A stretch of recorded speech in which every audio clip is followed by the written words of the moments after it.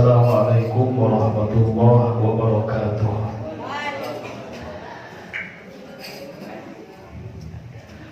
Alhamdulillah Al-Qa'il fi kitabillah Yarfa'illahu alladhina amanu minkum walladhina utul ilma darajat.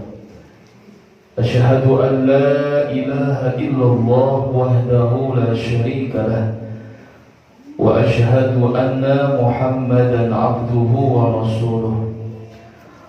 Allahumma salli ala sayyidina Muhammadin salatan taj'aluna biha min ulama'ikal mukarramin al-mu'azzamin wa tulhimuna biha ilman laduniyan bi ilhamil malaikatil mukarrabin wa tarzuquna biha fahman nabiyyin wa hifzal mursalin wa tujibu biha da'watana bis sa'adah wal karamah fid dunya wal akhirah wa minal muqarrabin wa ta'udu barakatuha alaina wa ala auladina wa ala zurriyyatina wa ala ahli baitina wa ala jami'il muslimin wa ala alihi wa sahbihi wa sallim. Alhamdulillah, puji syukur kita panjatkan kepada Allah Subhanahu wa ta'ala atas izin dan pertolongannya juga kita masih dihantarkan, dipertemukan, dikumpulkan dalam ijtima yang diberkahi oleh Allah Subhanahu wa ta'ala. Semoga Allah senantiasa memberikan kepada jamaah semua istiqomah di dalam menjalankan ibadah kepada Allah. Semoga dari istiqomah Allah akan memberikan karomah, dan dari karomah Allah akan jadikan kita husnul khatimah. Amin ya Allah ya Rabbal Alamin. Salawat dan salam limpah curah selalu kepada junjungan Nabi Muhammad sallallahu alaihi wasallam. Alhamdulillah, kita meneruskan pengajian kita yang sudah terselang dengan kegiatan di bulan suci Ramadan dan terselang pula dengan lebaran Idul Fitri. Dan hari ini, malam hari ini kita mulai kembali rutinitas aktivitas, wabil khusus pengajian rutin di Masjid Baitur Rahim ini, dan tetap kita melaksanakan ibadah kita kepada Allah. Pengajian kitab Mukasyafatul Qulub halaman 106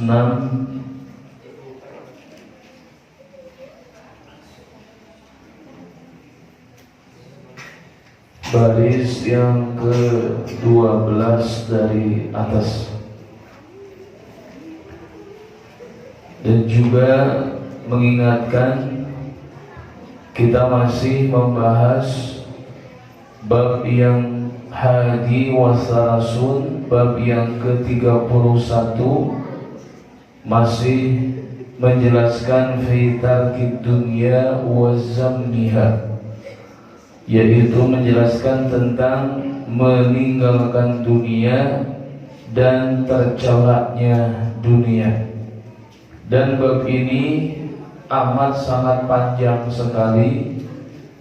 Begitu intensnya Imam Ghazali menjelaskan tentang bagaimana dunia dan seputarnya. Dan bab yang berikutnya pun di halaman 114 juga, bab yang ke-32 juga itu masih sama menjelaskan tentang zamid dunia, tentang tercelaknya dunia.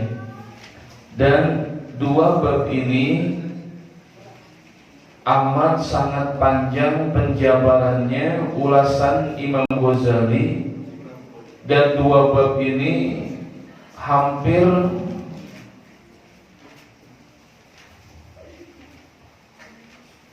6, 7 halaman ini, atau 14 halaman, 7 lembar. Nanti bab yang berikutnya masih dunia juga.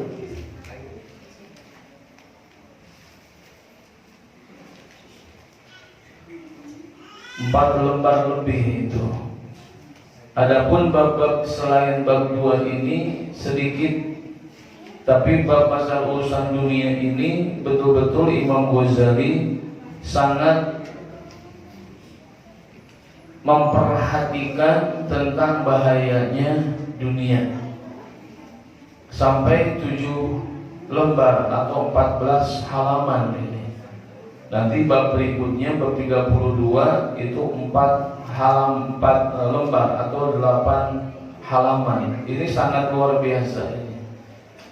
Amat sangat pemerhati bagaimana agar manusia ini tidak terlena dengan kehidupan dunia, sampai-sampai Imam Ghazali dalam 2 bab ini katakanlah ada 7, 8 dengan 4, 12 lembar atau 24 halaman gitu. Ya, sampai demikian Imam Ghazali mengingatkan kepada kita akan bahayanya dunia, karena banyak orang yang pindah akidah karena dunia. Banyak orang yang tidak sholat karena dunia. Banyak orang yang tidak puasa Ramadan juga karena dunia. Dan banyak orang berselisih, bertikai, membunuh karena dunia. Dan saling memfitnah juga karena urusan dunia. Hilang harga diri karena urusan dunia. Makanya harus diperhatikan betul-betul. Jangan sampai dunia yang singkat dan sebentar ini melalaikan kita dari kehidupan yang hakiki, mengingat akhirat, kehidupan yang kekal abadi. Waqala, dan berkata Abu Darda, salah satu daripada sahabat Rasul sallallahu alaihi wasallam yang banyak menerima hadis-hadis Nabi. Ada sahabat yang bergaul, berkecimpung kesehariannya selalu dengan Rasulullah. Ada juga sahabat yang memang tidak banyak mengetahui hadis Nabi, mungkin hanya selewat aja, sebentar bertemunya. Tapi sahabat, ya. Tapi ada sahabat yang selalu hidup berdampingan dengan Nabi, maka mereka itu adalah orang-orang yang banyak menerima hadis-hadis Nabi Shallallahu Alaihi Wasallam. Di antaranya sahabat Abu Darda, sahabat Abi Hurairah, sahabat Abu Bakar, Umar, Utsman, Ali, sahabat Ibnu Abbas, sahabat Abu Sa'id, dan yang lainnya. Itu mereka yang hidup berdampingan dengan Rasul sallallahu alaihi wasallam. Qala Rasulullah sallallahu alaihi wasallam, dan bersabda baginda Rasul sallallahu alaihi wasallam. Apa yang Nabi sampaikan kepada Abu Darda saat itu? Lau ta'lamuna ma a'lamu la dhahiktum qalilan wa la bakaitum katsiran. Nabi katakan, lau ta'lamuna, seandainya kalian mengetahui, ma'a'lamu, apa-apa yang aku ketahui, la dhahiktum qalilan, niscaya kalian akan sedikit tertawa, wala bakaitum katsiran, dan niscaya akan banyak menangis. Kalau kalian tahu, kata Nabi, apa yang aku tahu gitu, tentang urusan dunia ini, kalian lebih banyak, kalian akan sedikit tertawa dan lebih banyak menangis, kata Nabi. Andaikan kalian tahu. Tapi kebanyakan manusia tidak tahu.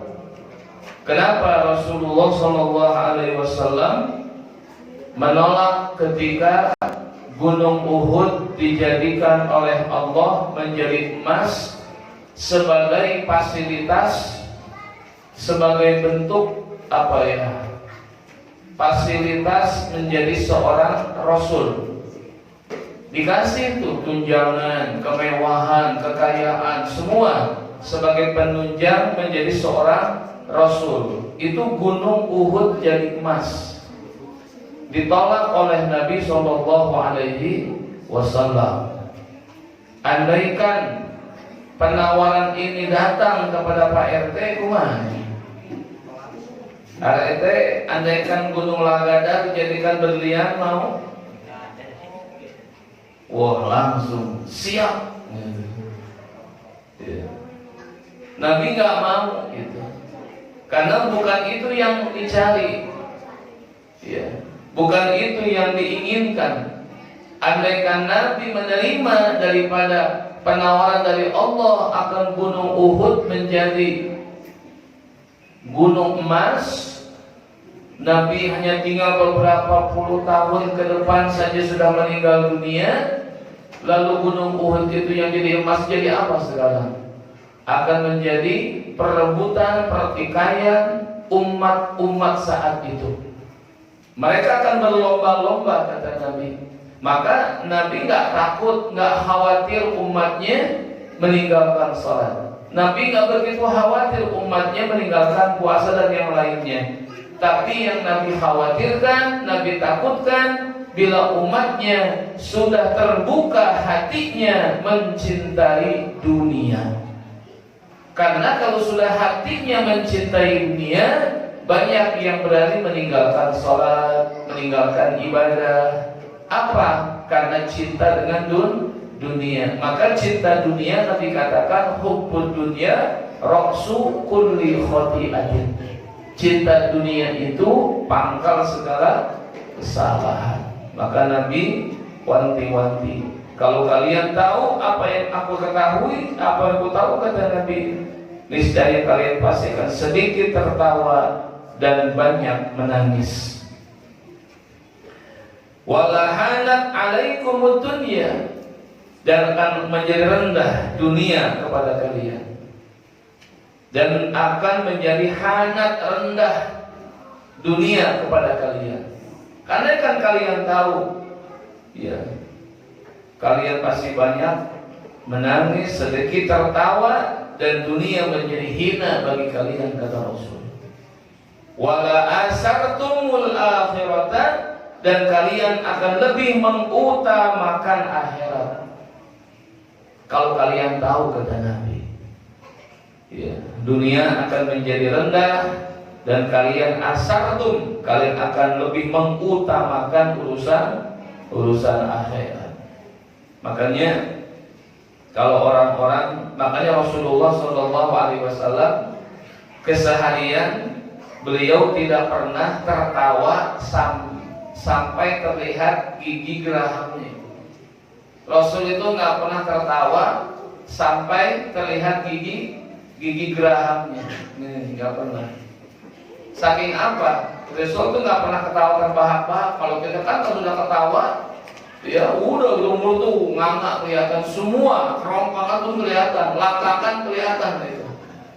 Saking senangnya itu. Tapi Rasul nggak pernah kelihatan gigi geraham yang di kanan kiri, nggak kelihatan, cukup gigi depannya aja yang kelihatan. Sampai ke situ Rasulullah SAW. Kalau kita gimana? Ketawa sampai wah kebuka, ya ketawa sampai kebuka semuanya itu, sampai kelihatan dalam-dalamnya itu. Ya.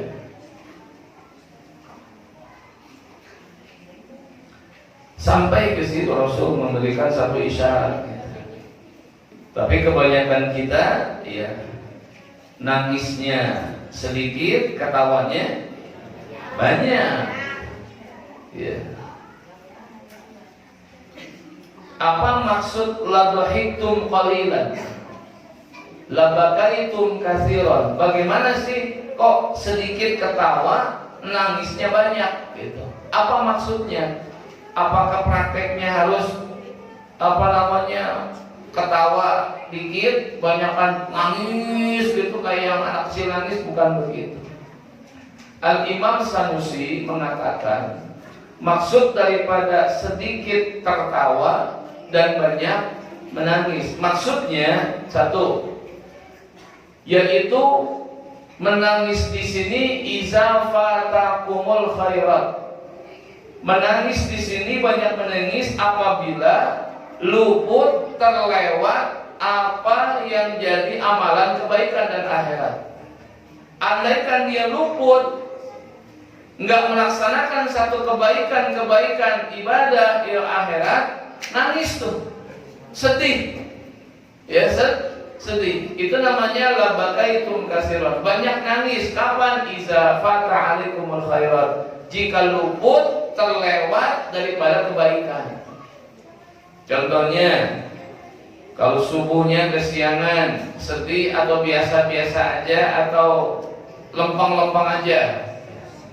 Itu kalau merasa sedih, nah itu betul. Aduh, kesiangan subuhnya nih, berarti saya nggak dapat pahala berjamaah. Tak, itu namanya banyak sedihnya. Kira-kira kalau subuhnya kesiangan, sedih atau biasa? Hah? Nah ini maksudnya labakaitum kasiran tuh bukan nangis tuh ujuk-ujuk. Kenapa mau nangis? Nangis aja bukan begitu. Jadi nangisnya itu iza fatat alaikumul khairat, jika terluput, hilang, lenyap kebaikan-kebaikan. Duh, hari ini belum baca Al-Quran, sedih. Itu bagus tuh. Sedih ya. Hari ini belum bersedekah, sedih. Hari ini belum sholawat, sedih. Begitu tuh. Jika luput masalah kebaikan, lenyap masalah amal ibadah, lenyap poin-poin akhirat, sedih luar biasa gitu. Namun urang, subuh kaberangan, lempeng. Sehari nggak baca Al-Quran, kayak kehilangan poin ibadah. Itu. Jadi yang begitu-gitu biasa-biasa aja. Nah itu tuh senang tuh. Dia biasa aja, nggak kehilangan peluang akhirat, itu dianggap kehilangan biasa. Padahal nanti kata Nabi, paling sedih-sedihnya orang kalau sudah sampai ke akhirat, ya, yang disedihkan itu apa? Yang paling besar sedih itu ketika dikatakan ikra kitabak, baca tuh tulisan amalmu. Saat dibacakan tulisan-tulisan amalnya dari usia balik sampai meninggal dunia, apa yang disedihkan? Apa yang disesali? Ada poin-poin akhirat tidak diisi. Hari ini peluang akhirat kosong, ini kosong, ini kosong. Bagi banyak apa? Poin-poin akhirat yang tidak diisi, kosong. Kalau kita anak-anak ulangan, ya, soal-soal banyak yang nggak diisi. Nah itu. Mama hari ini nggak ada amal ibadah, baca Quran nol, sedekah nggak ada, nyesel tuh. Jadi ketika dibacakan satu hari dua, sampai selesai dia usia balik sampai meninggal dunia, yang paling disedihkan itu. Jadi ada kolom-kolom ibadah nol, nggak ada nilainya. Itu yang paling sedih itu. Yang paling menyedihkan orang-orang yang sudah sampai ke akhirat, ketika dibacakan kitab tulisan masing-masing, itu yang paling sedih. Kenapa nggak diisi? Hari ini duha kosong, hari ini baca Quran kosong. Ya itu kosong, jauh semuanya itu nggak diisi. Itulah kerugian orang yang sudah masuk alam akhirat. Terbebani lagi tulisannya dosa, maksiat, kosong itu tuh. Dihitung-hitung sehari semalam, dosanya banyak, peluang akhiratnya kosong, ibadahnya sedikit. Nah, itu nyesel banget. Nyeselnya luar biasa. Kenapa nggak diisi gitu? Kenapa nggak dinilai itu? Amal ibadahnya itu. Nah, barulah nanti orang akan kembali ingin ke alam dunia. Ya Allah, kalau gitu pengen diisi tuh duhanya, zikirnya, sholawatnya, baca Quran itu pengen diisi. Cuma kata Allah, nggak bisa. Dia ingin kembali ke alam dunia, memperbaiki tulisan yang kosong itu ingin diisi, nggak bisa. Kata Allah Ta'ala, udah selesai ini mah. Maka jangan sampai ada satu peluang akhirat yang terbuang percuma gitu. Jangan, manfaatkan. Kalau malam jangan lupa sholat tahajud 2 rakaat aja udah. Selesai bawa lagi lah kalau masih panjang. Insya Allah. Kalau sehari pengen sedekah, apa aja sedekahnya itu. Nanti di sana full, ini keisi, jam ini keisi, ini keisi, terus keisi. Itu nikmatnya luar biasa. Itu ya, makanya kalau kita kehilangan poin-poin akhirat, harusnya banyak menangis, jangan biasa-biasa saja itu. Summa kemudian qala, berkata Abu Darda. Beliau berkata, Abu Darda, ketika Nabi mengatakan hadis di atas tadi, di depan sahabat Abu Darda, sempat terlintas dalam hatinya min qibali nafsi. Dia berkata dari arah jiwanya, dari arah dirinya. Dia ngomong di hati gitu dah. Saat Nabi mengatakan hadis di atas tadi, qala, berkata Abu Darda min qibali nafsihi, dari arah jiwanya, dirinya. Apa yang beliau sampaikan? Lau ta'lamuna ma a'lamu la kharajtum ila as-sa'idat taj'aluna wa tabkuna ala anfusikum wa la taraktum amwalakum la halisalaha wa la raji'a ilaiha illa ma la budda lakum minhu.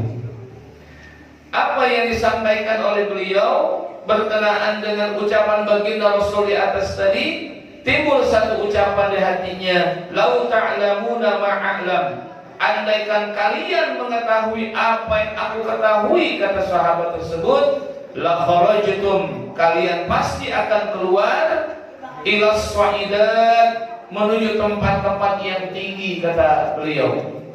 Akan keluar kalian menuju tempat-tempat yang swa'id, yang naik itu. Ya, maka ada bahasa kalau Qur'ani, iya swa'idal khatib alal mimbar, ija so'id, so'ida yas'udu, so'udan, naik gitu. Bila khatib naik, ija so'idal khatib ala mimbar fala, itu jelas, so'id naik ya, naik. Kalian akan keluar menuju tempat-tempat yang tinggi gitu. Ngapain, kata sahabat, taj'aluna, kalian akan menjerit, wa tabkuna, dan kalian akan menangis, kata beliau. Menangis ala anfusikum, menangis untuk diri kalian sendiri itu. Ngejerit pasti itu mah. Ya. Kalau kalian tahu, maka sahabat Abu Darda ini kenapa mengatakan demikian? Kalau kalian tahu ya apa yang aku tahu, apa pengalaman sahabat gitu. Pengalaman sahabat tersebut sampai mengatakan kalian akan keluar menuju tempat yang tinggi gitu. Kalian bisa nanti akan menjerit, menangisi diri sendiri ya. Karena sahabat ini pernah mengalami satu pengalaman gitu. Pengalaman yang betul-betul menjadi titik balik gitulah. Titik balik sahabat untuk terbuka akhiratnya. Ada satu pengalaman spiritual, katakanlah kalau sekarang, yang menjadikan beliau menjadi titik balik kembali kepada Allah. Pasti masing-masing kita punya lah. Satu waktu akan ada titik balik. Jadi sadar akan sholat, sadar ke pengajian, mau ke masjid, itu pasti ada sejarahnya. Apakah macam-macam gitu. Jadi ketika beliau masih belum mendekat kepada Rasul Shallallahu Alaihi Wasallam, ini Abu Darda ini orang yang betul-betul katakanlah habis waktunya untuk urusan dunia. Pokoknya mah di dunia kan pokoknya malah udah anjir nama nggak ingat waktu. Kalau bahasa KNZ itu apa? Peras keringat banting tulang. Kaki jadi kepala, kepala jadi kaki. Nggak ingat waktu maksudnya, nggak kenal Allah. Saat itu apa yang dia cari, harta yang dia kumpulkan semuanya itu terdengar suara gitu. Harta yang ditumpuk-tumpuk sehingga dia lupa taat sama Allah, itu bicara, ada suara-suara yang muncul di harta tersebut.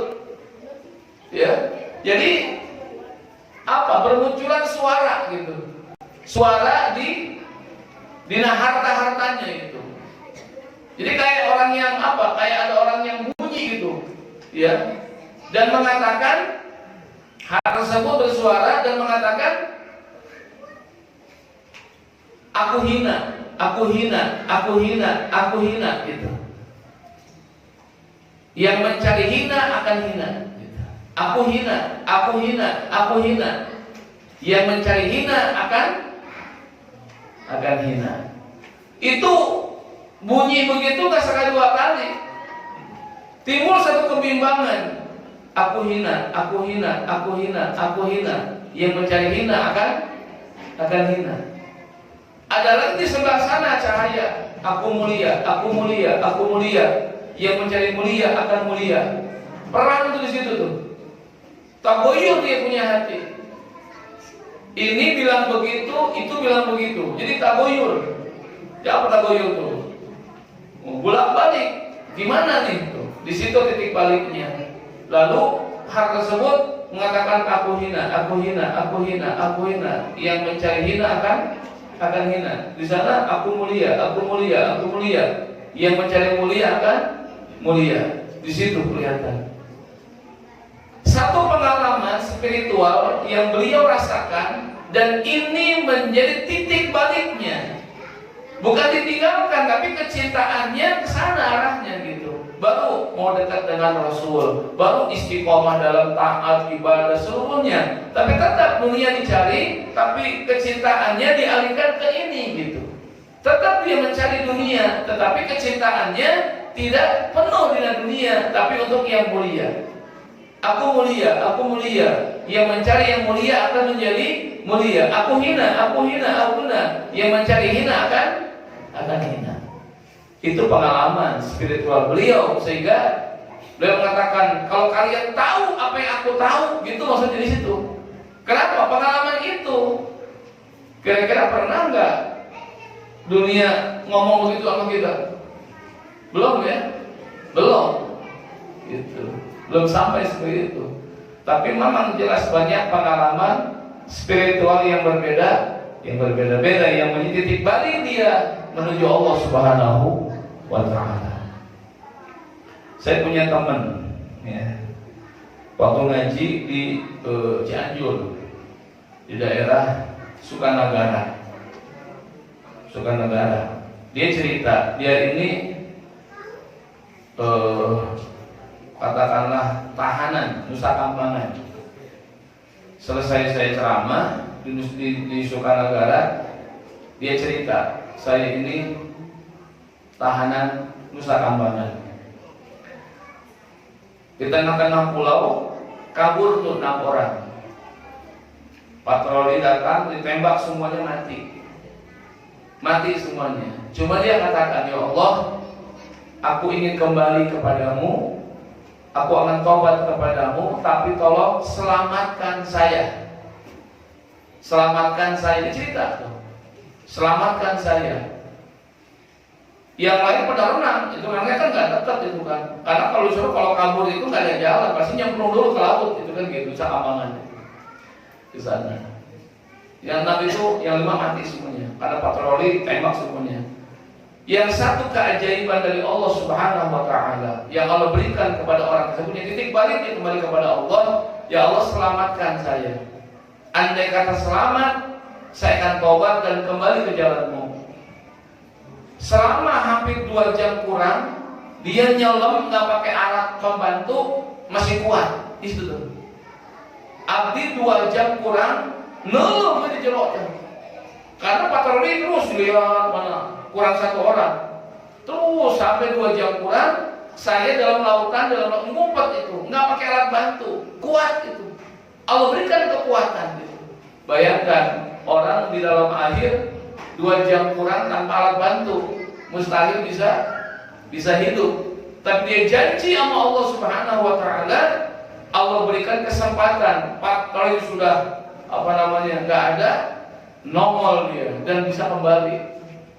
Tobat setobat-tobat sampai sekarang gitu orangnya ada itu.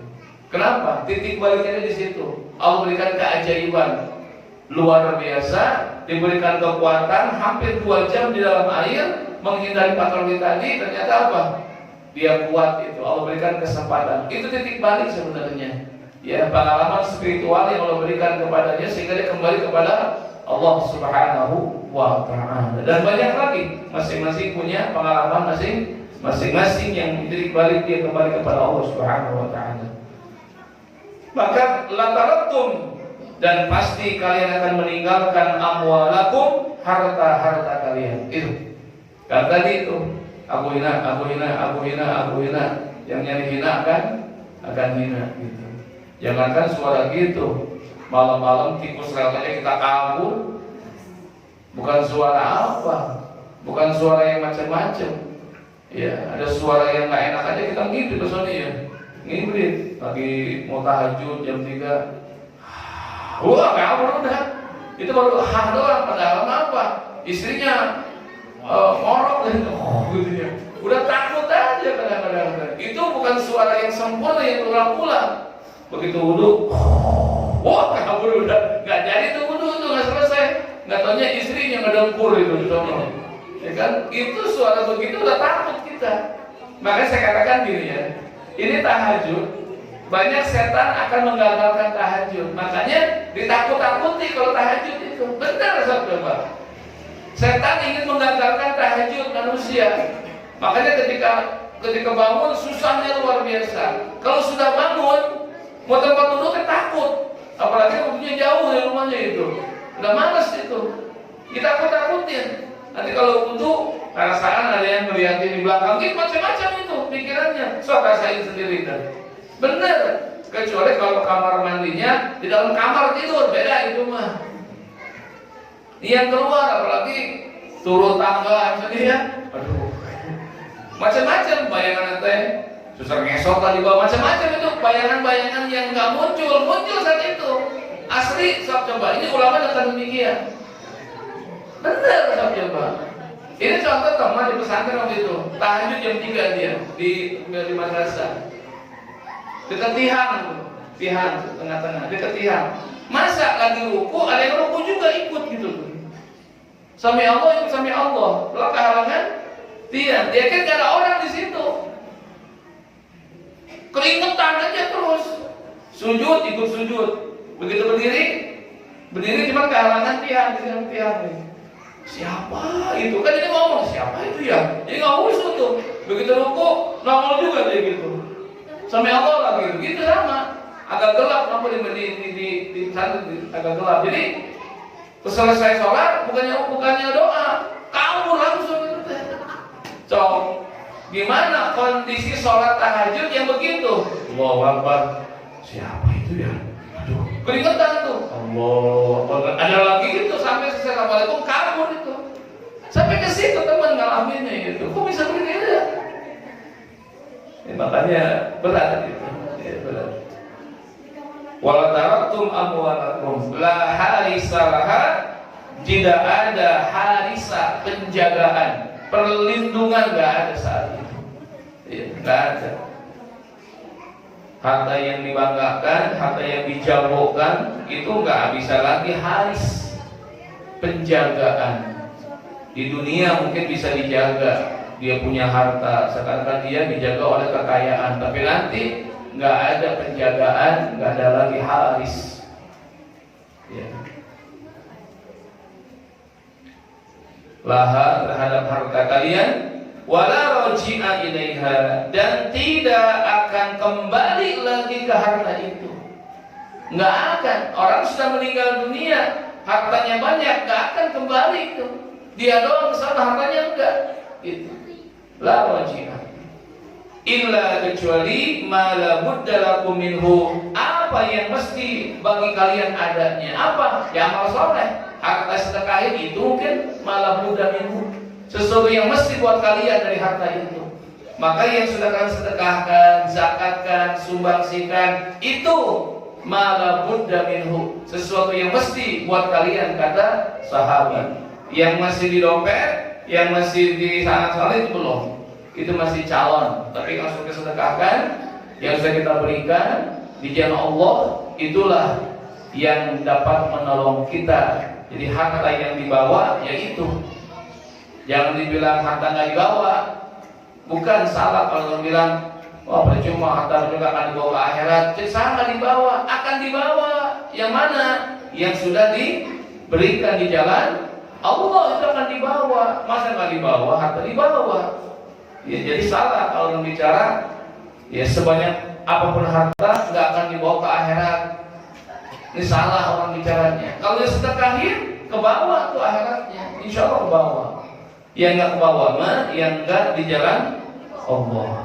Walakin ghibah ala qulubikum, akan tetapi sudah ghibah, gaib, hilang, lenyap, an qulubikum, dari hati kalian. Apa yang hilang lenyap? Zikrul akhirah, ingat akan akhirat. Itu yang bikin lenyap sekarang itu. Jadi sudah lupa akan akhirat. Maka Al-Imam Jamahsyari mengatakan salah satu yang bisa memberikan najah wal falah, ya, keselamatan dan kebahagiaan adalah az-zakirunallah fis sarra wad dharra. Orang yang selalu mengingat Allah dalam situasi senang dan susah, itu orang yang dapat keselamatan nanti. Makanya orang-orang yang senantiasa hatinya ingat akan akhirat, ya, tidak hilang di hati cinta akhirat, itu bagus itu. Maka selalu ingat akan akhirat. Tetapi kebanyakan sudah ghibah, sudah hilang, lenyap dari hati mereka apa? Zikrul akhirah, yaitu ingat akhirat. Al-amalu fasaratid dunya amlak. Apa yang hilang dari zikir ingat akhirat? Yaitu al-amalu, angan-angan. Ini yang bikin lupa akhirat, angan-angan. Maka ada bahasa tulul amal, panjang angan-angan. Jadi nggak usah nunggu pensiun baru mau sholat. Nantilah sholat 5 tahun lagi pas pensiun. Isukan maut. Seakan-akan umur dia yang pegang, usia dia yang genggam, malaikat maut dia yang kendaliin. Gitu mah enak. Ya, jangan nunggu. Itu tulul amal tuh, panjang angan-angan 5 tahun lagi lah nanti akan saya sholat, terus pensiun, terus beres pada tugasnya gitu. Ini namanya angan-angan. Seakan-akan umur teh dugi ke 5 tahun itu angan-angan tuh. Itu bikin apa? Bikin orang jadi celaka. Makanya kenapa lupa akhirat? Karena angan-angan. Itu angan-angan. Nantilah ke masjid mah kalau sudah pensiun. Pensiun belum 5 tahun, malaikat Israil dipensiunkan dini. Ini bahaya. Ya Allah, ya Rabbi, gak usah nunggu gitu. Karena belum tentu kalau sudah pensiun akan sholat. Belum tentu. Godaannya beda lagi, ya kan? Beda-beda godaannya. Udah 5 tahun nanti pas pensiun diajak lagi sholat, ayo sholat. Ini sama incu lagi sekarang mah. Belum sholat juga karena dititipin cucu, bapak ibunya kerja gitu. Nanti kalau cucu sudah gede-gede lah baru saya akan sholat. Cucunya udah pada gede-gede, ya mulai sakit-sakitan, yuk sholat. Aduh, ini kaki sakit. Udah. Kapan maunya tuh? Ya janji 5 tahun yang lalu pengen sholat, nggak taunya belum sholat. Di mana ada kesempatan laksanakan, jangan nunggu esok jangan. Belum tentu kita bisa hidup dan belum tentu ada kesempatan. Gitu. Ya, nggak usah nunggu. Ya. Fasalatid dunia, maka jadilah dunia itu amlak. Amlak yang menguasai. Ya. Bi'ammikum, dengan keseluruhan kalian. Menyeluruh kalian dikuasai oleh dunia. Amlak bi'ammikum. Wasirtum, dan jadilah kalian kalladzina la ya'lamun, seperti orang-orang yang tidak mengetahui apa-apa. Ini yang tidak berilmu, yang tidak tahu apa-apa. Fa ba'dukum syarrun minal bahaim, dan sebagian kalian lebih jelek daripada binatang, ya. Allati la tada'u hawaha mukhaffatan mimma fi akibatihi. Ya, tidak bisa kalian meninggalkan hawaha, kesenangan-kesenangan hawa nafsu. Tidak bisa meninggalkan mukhafatan mimma fi akibatihi, karena takut apa-apa yang menjadi akibat di belakangnya. Sekarang nggak mau meninggalkan dunia karena takut akan akibatnya. Oh, kalau saya meninggalkan dunia jadi miskin, dulu kan kaya, sekarang miskin, dulu punya, nggak takut nanti itu. Takut nanti disebut orang miskin, takut nanti hartanya berkurang, takut semuanya. Mereka tidak berani meninggalkan dunia karena takut itu. Mudah-mudahan Allah Subhanahu wa taala memberkahi dunia kita, memberikan keberkahan atas dunia kita. Semoga waktu di dunia ini betul-betul dimanfaatkan untuk akhirat. Ingat hadis yang kemarin adalah ju'ilatid dunya lakum walakum walakum ja'altum lil akhirah.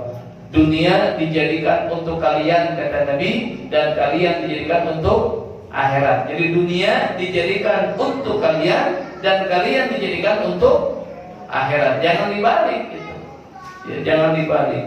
Dunia dijadikan oleh Allah untuk kalian dan kalian dijadikan oleh Allah untuk akhirat. Allahu a'lam bishawab. Nanti kita lanjutkan lagi pembahasan berikutnya. Mudah-mudahan setiap pembahasan menambah kecintaan akan akhirat dan dunia, ditanamkan sifat zuhud dan qanaah. Amin ya Allah ya rabbal alamin. As'aluka al-ijabah bisirril Fatihah. A'udzu billahi minasy syaithanir rajim. Bismillahirrahmanirrahim. Alhamdulillahi rabbil alamin. Ar-rahmanir rahim. Maliki yaumiddin. Iyyaka na'budu wa iyyaka nasta'in. Ihdinas siratal mustaqim. Siratal ladzina an'amta 'alaihim ghairil maghdubi 'alaihim waladdallin. Amin. Subhanakallahumma wa bihamdika asyhadu an la ilaha illa anta wahdaka la syarika laka astaghfiruka wa atubu ilaik birahmatika ya arhamar rahimin. Walhamdulillahi rabbil alamin.